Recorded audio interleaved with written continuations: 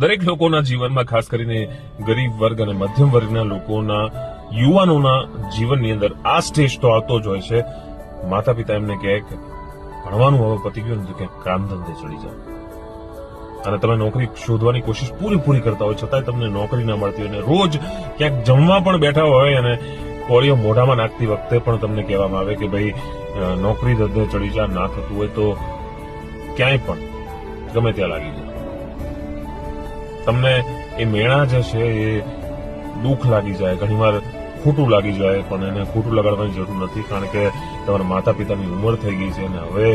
સમાજના લોકો પ્રસંગોની અંદર એવું પૂછે છે કે તમારો છોકરો કરે છે શું, એટલે એમને તમારી ચિંતા હોય. એટલે મેણાને જે છે, તમને મેણા મારે છે તો એને છે ને લાઇટલી લો, પણ એ તમને છે ને સક્સેસ થવામાં છે ને મદદરૂપ થશે. એટલે ખોટું લગાડી અને કોઈ ઊંધું પગલું ભરવા